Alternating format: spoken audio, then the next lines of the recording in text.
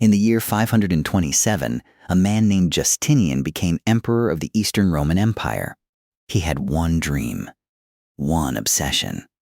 And it was audacious to the point of madness. He wanted to put Rome back together. The Western Roman Empire had collapsed 50 years earlier. Germanic kingdoms had carved it up. Visigoths in Spain, Vandals in North Africa, Ostrogoths in Italy. The city of Rome itself was in barbarian hands. The Senate still met, but emperors no longer ruled from the Tiber.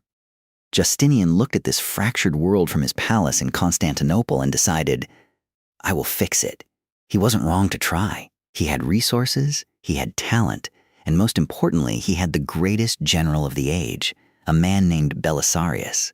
And for a while, it worked. In 533, Belisarius crossed the Mediterranean with 10,000 soldiers and destroyed the Vandal kingdom of North Africa in 2 years. Carthage, which had defied Rome for centuries, fell in a matter of months. The Vandal king was paraded through Constantinople in chains. By 540, Belisarius had pushed deep into Italy. The Ostrogothic capital of Ravenna fell. The reconquest of the Western Roman Empire appeared to be succeeding. Justinian's dream was becoming reality. In 541, Justinian controlled more Mediterranean coastline than any emperor since the days of Augustus. Then the ships came from Egypt. Every year, grain fleets sailed from Egypt to Constantinople. Egypt was the breadbasket of the ancient world. Its Nile Delta farms fed the imperial capital, a city of 500,000 people. In the spring of 541, those ships carried something else. The port of Pelusium, on the Egyptian coast, began reporting a disease unlike anything seen before. People developed sudden fevers, then swellings. Buboes appeared in the groin, the armpits, the neck, swellings the size of apples. Then delirium, then death. Usually within 2 or 3 days. The disease moved fast. It jumped from ship to ship, port to port, following the grain trade routes exactly as if it had been engineered to do so. Alexandria fell.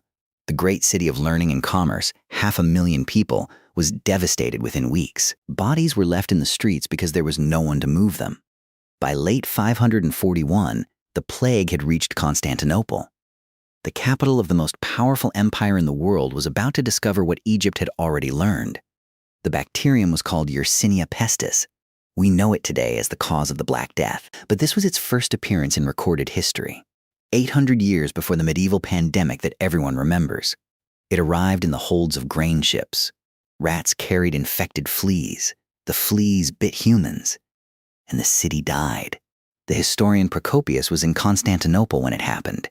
He watched the city come apart and wrote it down. His account is the most detailed description of mass plague we have from the ancient world, and it reads like something from a horror novel. At first, he wrote, people seemed to be having visions. They would see shadowy figures, demons, they thought, who touched them and disappeared. Then the fever came. The city's famous markets fell silent. The great hippodrome, where chariot races had drawn 100,000 spectators, was empty. The harbor, which normally never slept, went still. People were afraid to touch the sick, afraid to go outside, afraid to look at strangers who might be already dying. But there was no avoiding it. At the peak of the outbreak, Procopius reported 5,000 people dying in Constantinople every single day. Some historians believe the number reached 10,000 per day. The bodies piled up faster than they could be buried. The government opened mass graves. When the mass graves were full, they loaded bodies onto ships and dumped them in the sea. When there were no more ships, the bodies were simply stacked in towers, abandoned buildings packed floor to ceiling with corpses, and sealed shut. Procopius described the smell that hung over the entire city. The social order dissolved. Rich men and beggars died side by side in the street. Slaves outlived their masters. Priests abandoned their churches. Shops were left open with no one to tend them. And no one to steal from them either, because the thieves were dead. Constantinople lost between 1/3 and half of its entire population in the first wave alone. And then the emperor himself caught it, Justinian. The man who had dreamed of reuniting Rome, who had sent his armies across the Mediterranean, who had built the Hagia Sophia, felt the fever come on. The empire froze. No one knew if he would survive. The court was paralyzed. His Empress Theodora took effective control. Outside the palace, soldiers and administrators were dying. Tax collectors couldn't collect because taxpayers were dead. Grain couldn't be harvested because farmers were dead. Armies couldn't march because soldiers were dead. The machinery of empire simply stopped. Justinian survived. He recovered from the plague after weeks of illness. But the empire he returned to was not the same empire he had left. The treasury was empty. The army was shattered. And in Italy, the news had just arrived that changed everything. While Constantinople was dying, Belisarius was in Italy. His campaign was stalling. Not because of the Ostrogoths. They were beaten.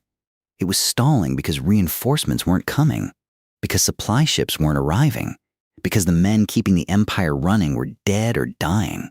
And then the plague reached Italy too. Byzantine soldiers began dying in their garrisons. The Ostrogoths, who had been on the verge of complete defeat, regrouped. A new king named Totila emerged.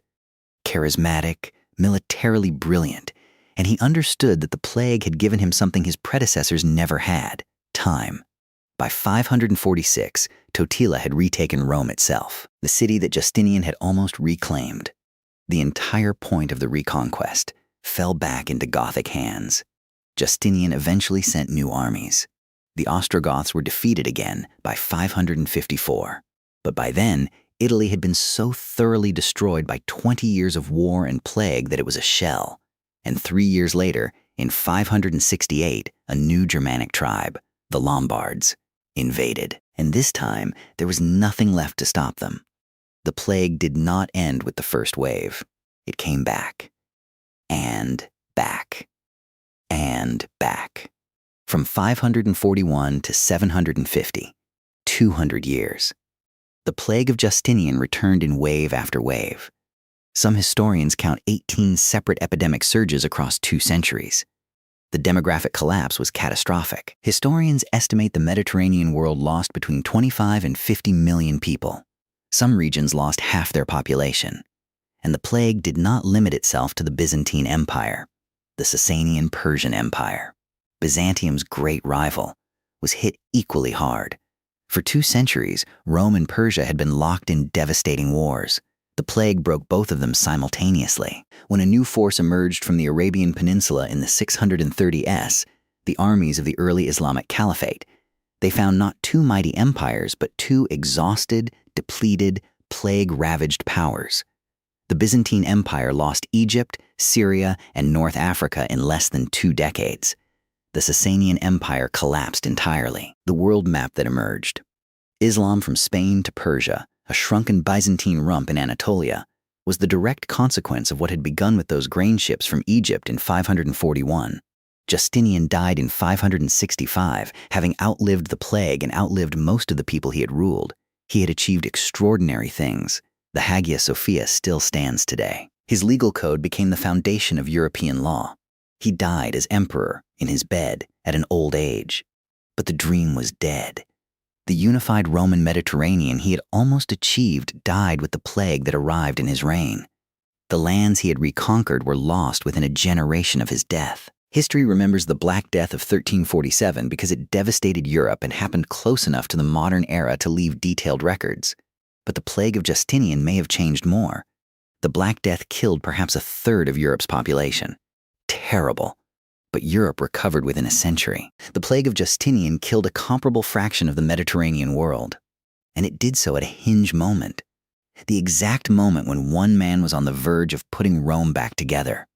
50 years later, 10 years later, 5 years later, and the reconquest might have been complete. Instead, one disease, arriving in one port, on one fleet of grain ships, ended the last realistic chance to prevent the fragmentation of the ancient world. The Black Death everyone remembers. The Plague of Justinian changed everything.